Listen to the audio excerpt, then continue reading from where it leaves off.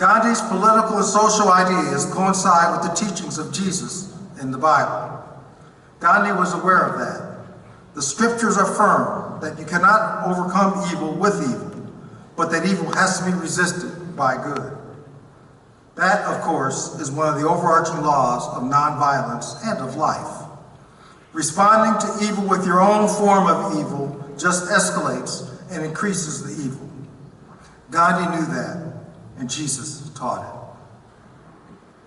While enrolled as a divinity student at Vanderbilt University in the late 1950s, Reverend Lawson was a central figure and strategist in the efforts to desegregate lunch counters in Nashville, Tennessee. He even held seminars and training sessions to prepare volunteers in Gandhian tactics of nonviolent direct action. It is important to add here, though, that because of that work, because of his good works, Reverend Lawson was expelled from Vanderbilt University. Reverend Lawson was also a principal figure in the lunch counter sit-ins by students at the Woolworth stores in Greensboro, North Carolina. And in the early 1960s, he helped develop strategies and tactics for the Freedom Riders. Reverend Lawson studied theology at Oberlin College and Vanderbilt University, and later received his graduate degree from Boston University's School of Theology.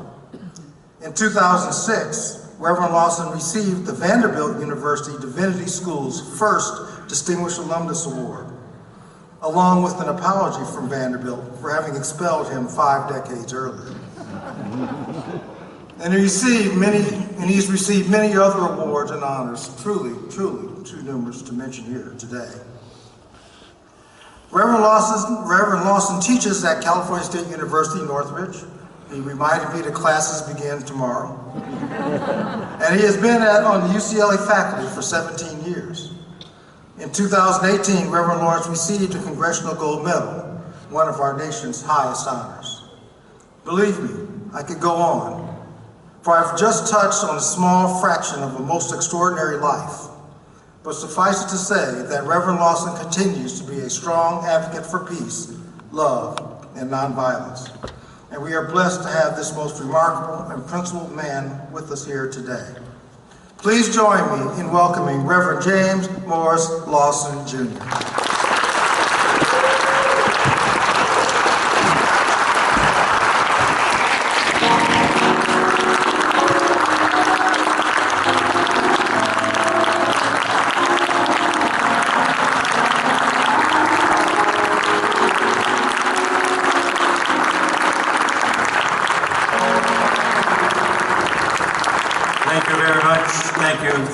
Thank you.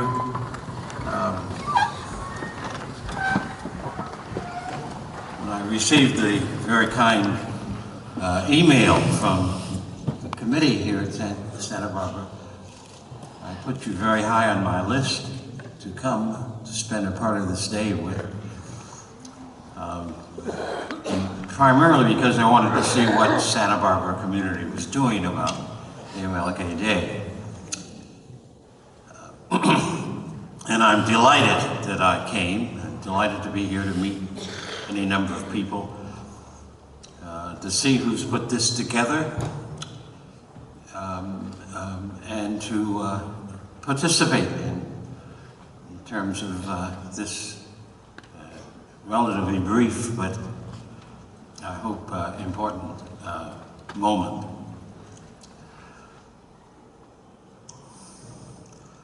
I want to thank the committee for thinking of me.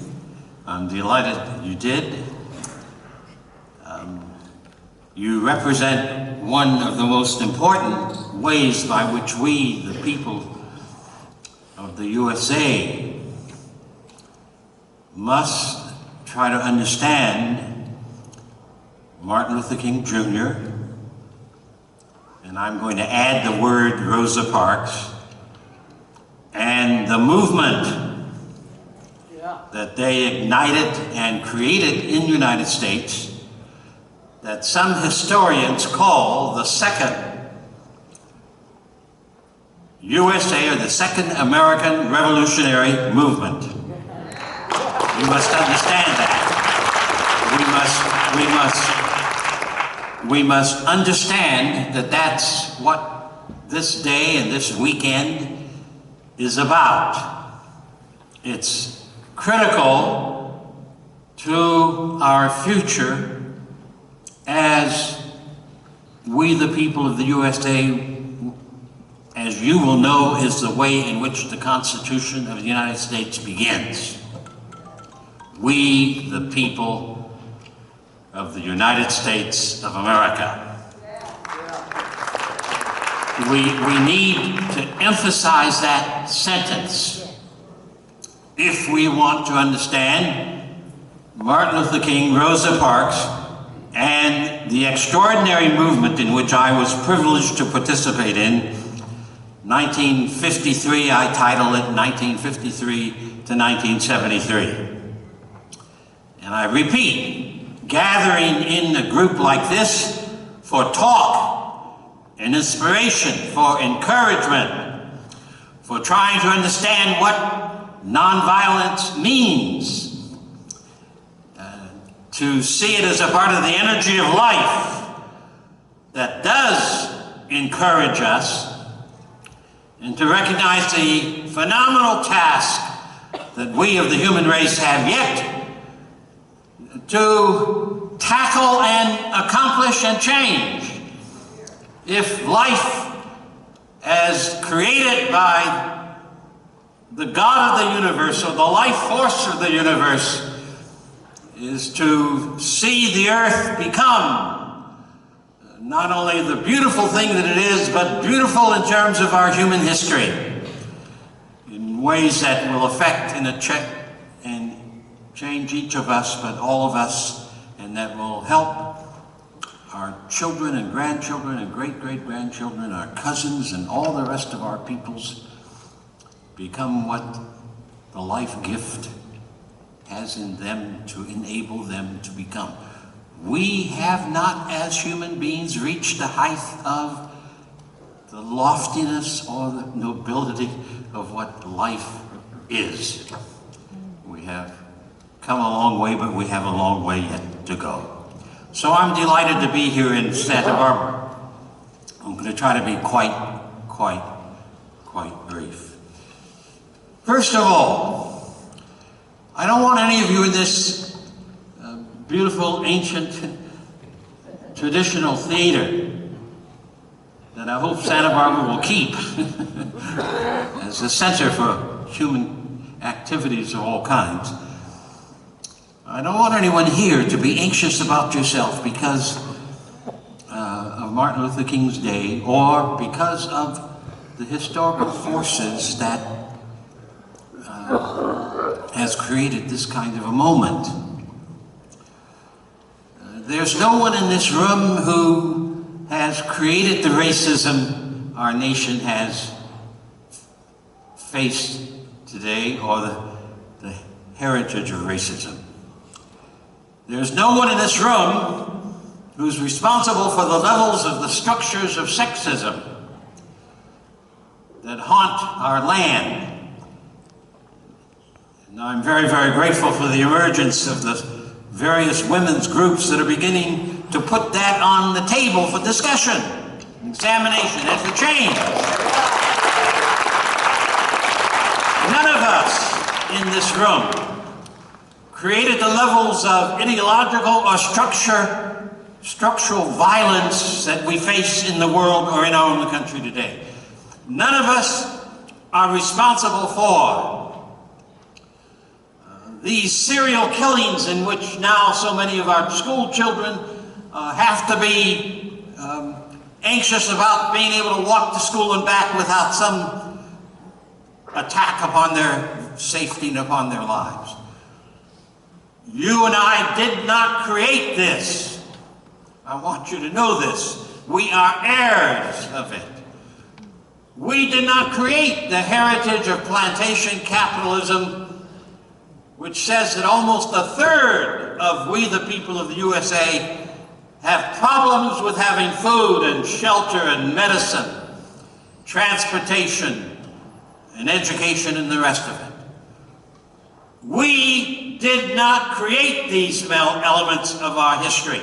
We inherited them. They started, in the case of sexism, some scholars say, 3,000 to 5,000 years ago. For some reason, the human family took the wrong turn of trying to pretend that the female gender is less than the male gender.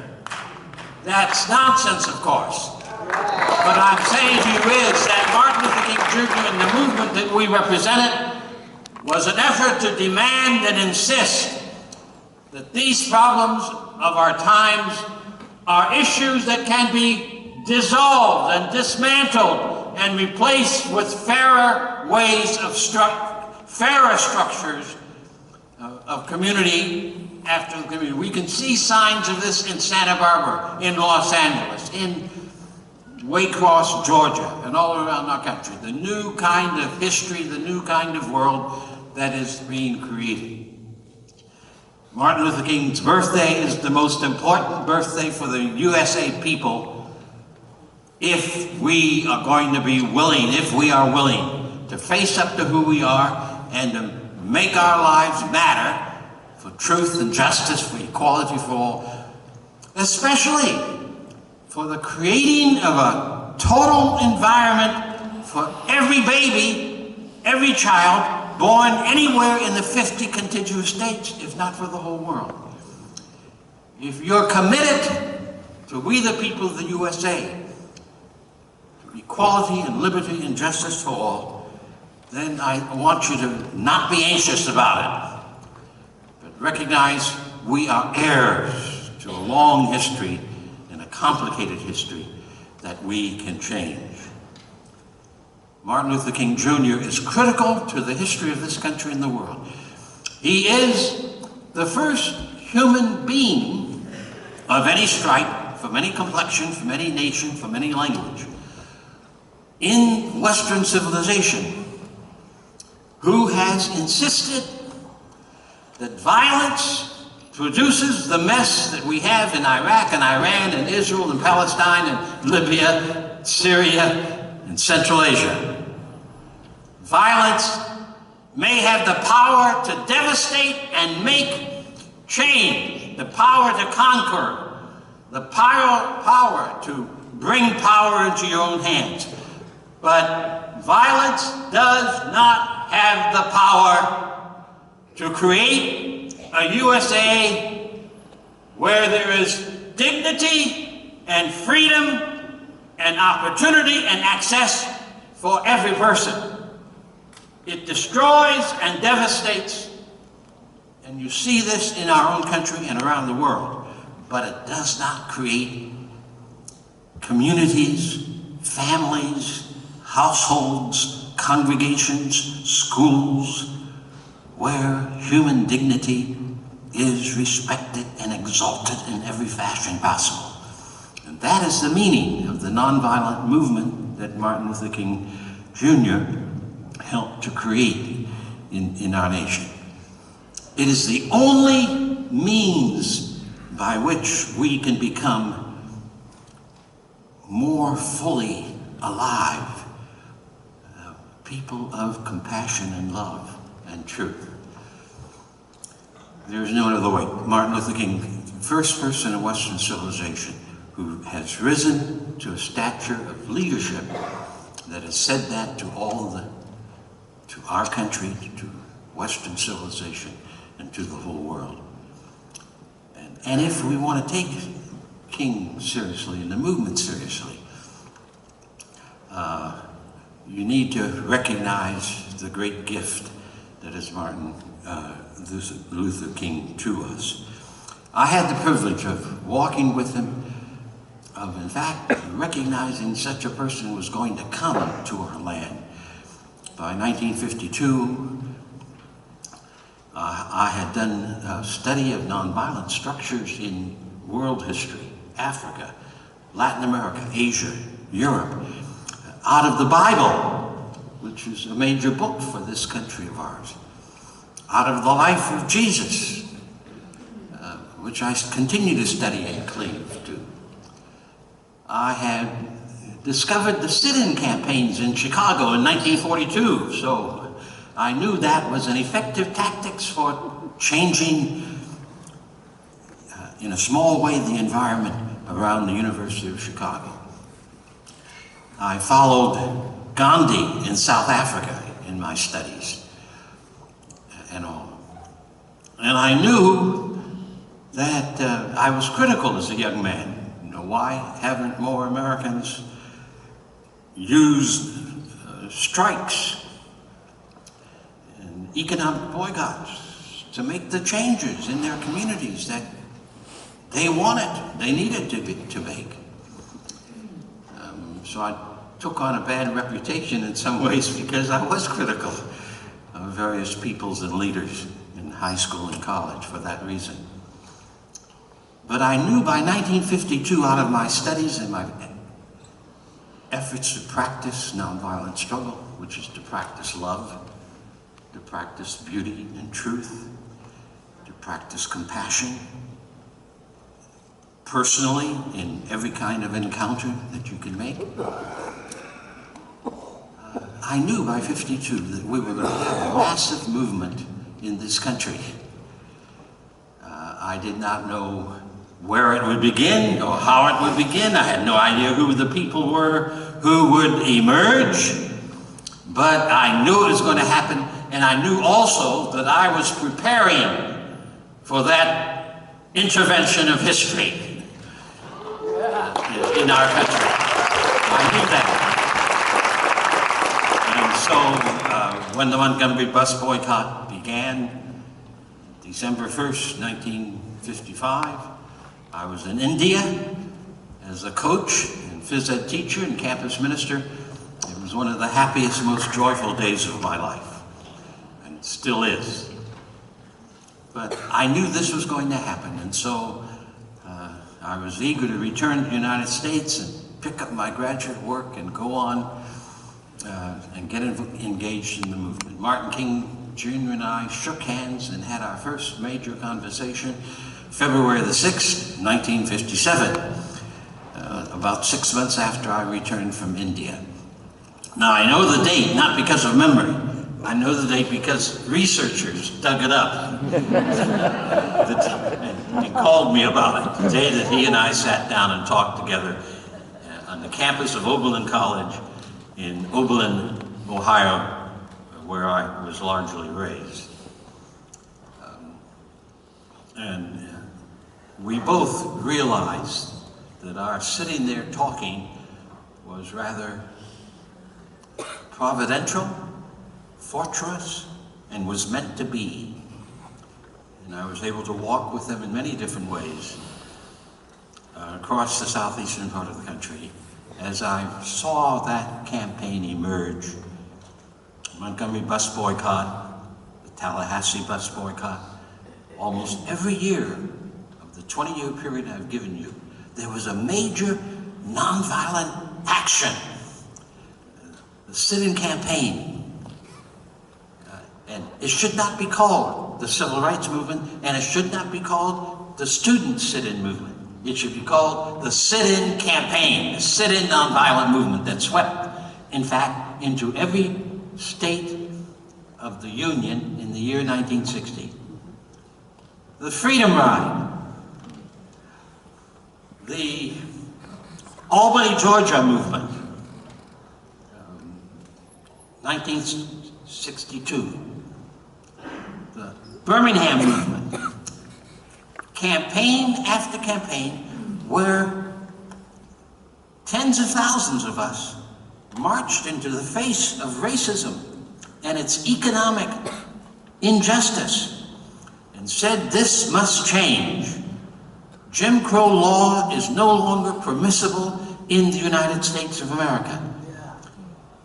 We must begin the kind of unity that is a unity in which access and opportunity for all the residents of our cities, of our nation, will be engaged.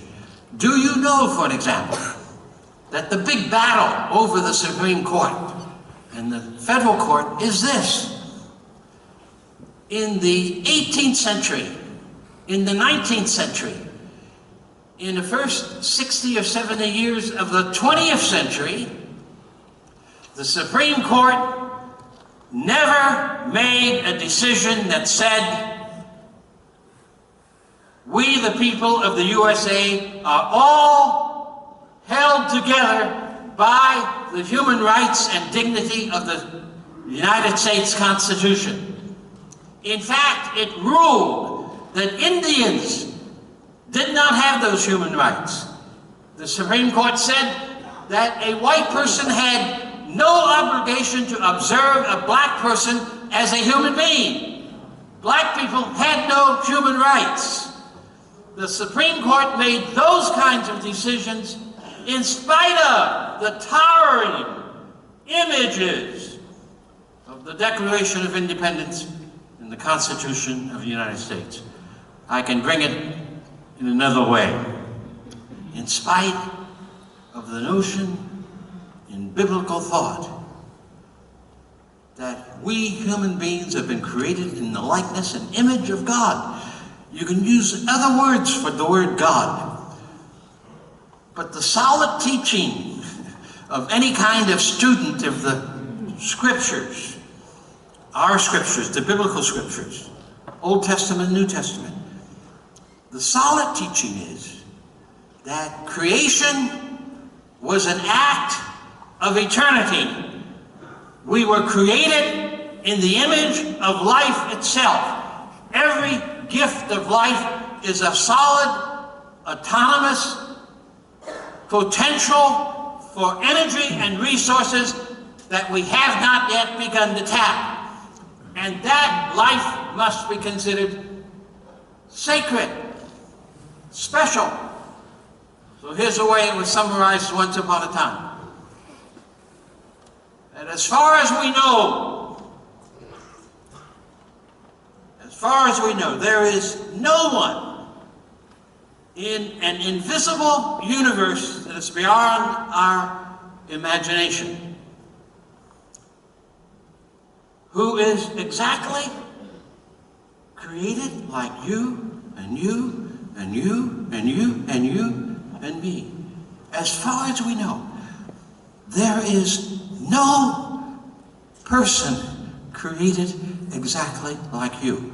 This does not mean that you are vastly different or superior from all other human beings. On the contrary, the differences among us are less than 5% in each of us. The same, but a uniqueness. You ought to be respected as, if I can use that term, an act of God. That was at the heart of our struggle. And the bus boycott of 1955 began the launch and the campaign, and we are still in the midst of that. The tasks are not over. The forces of spiritual wickedness have arisen in such a fashion in our midst in years history. And I don't want to trample on any hard feelings about this, but it has to be said, this is the first tyrant at this level of tyranny that we've ever had in language, in many of the things he's trying to do that are not talked about in the media or the press or over television. Tyrant number one. The first, because we, the American people, have largely resisted some of the folk who were tyrants in the past who wanted to be president. But this is tyrant number one. We must recognize that already tyrant number two is in the wings, preparing to do a better job of dressing up the tyranny, of making the tyranny appear to be charismatic and of massive importance for we the people of the USA. So in 2020, it's not enough at all to have an ordinary election. If we the people of the USA do not reject tyrant number one with an overwhelming, not 3 million votes like Hillary Clinton won, but by 10 million or 15 million, if the Democratic Party does not work to make that happen, then that tyranny will be back in a fresh form to demand that our society is not one that was birthed under the aegis for the first time in the world to be a democracy where every man and every woman, every baby born counts for sacredness and preciousness in the sight of God and in our sight. And so the final thing I want to say is something like this, that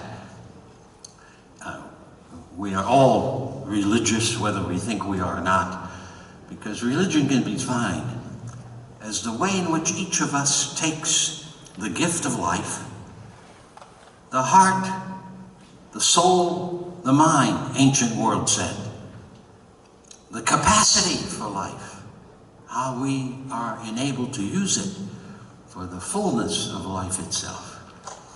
Nonviolence can be defined as Gandhi defined it.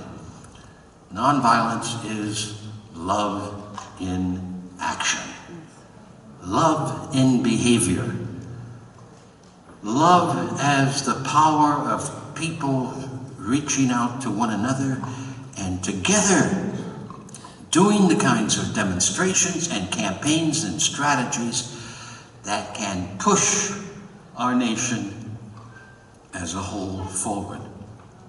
The Martin Luther King, Rosa Parks movement caused the change of the face of this land, and that you may or may not know, take literally. In California, there were communities in California that said, no Negro is allowed in this city. No Jew is allowed in this city. No wetback is allowed. In some parts of the world, like Nashville or Georgia, some of these things were done by law. In California, they were caused by the ideologies that people had fed on and adopted.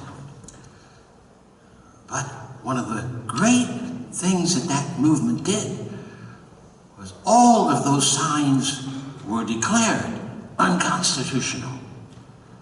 That a store cannot open up and have in it signs which say, no person from China allowed, no Jew allowed, no Protestant allowed. Such signs that were epidemic, disease-ridden in our land, all came down by law so that you could not see them in waiting rooms or in the window of a restaurant or lunch counter or a drugstore. I saw them. I was often refused service by them, not in Alabama, but in Ohio, Pennsylvania, Detroit, Indiana, Illinois. One of the things the movement did was to declare such signs prohibiting some people and declaring that this nation was a white nation, were immoral and unconstitutional. That movement changed this country forever. And we must never again allow the voices that want to cling to ancient oppression to rise to the surface in a fashion that takes over the governance of this nation. Martin Luther King Jr. weekend ought to be a day where we not only do various kinds of marches, but we have all kinds of meetings in synagogues and churches, in school buildings, in family life, to talk about the nobility of our gift of life, and that we are held responsible in the sight of eternity to make that life count for truth and beauty and wonder. Not all of us can do that. Some of us can do it. And those of us who can do it must in fact cling to the notion nonviolent action is the only form of action that can reduce evil, because evil cannot be transformed by evil. Wrong cannot be straightened out by another wrong. An eye for an eye and a tooth for a tooth means soon that everyone is toothless and blind, and you have no kind of community. But nonviolent truth and nonviolent love, soul force, is the greatest energy and power that we of the human race have been given. Martin Luther King Day is about our making the change, moving from a violent understanding of life as power to a soul force understanding of power. Living our lives no longer supporting the brainless wars across the face of the earth.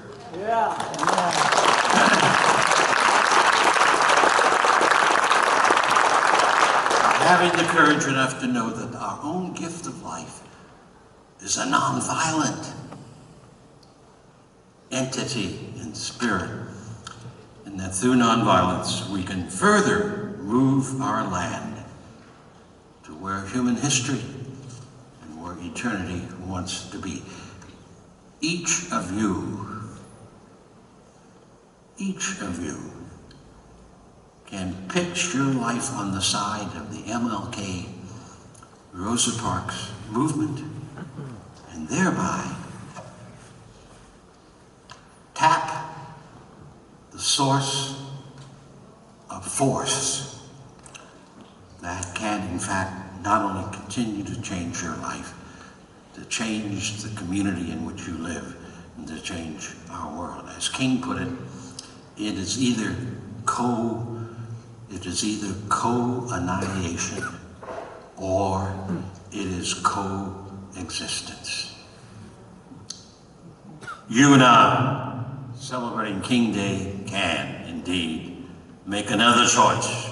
My life, no matter the odds, will be on the side of equality, liberty, justice, truth for every boy, every girl, every man, every woman in our country and the entire world. Let's make King Day count for ourselves.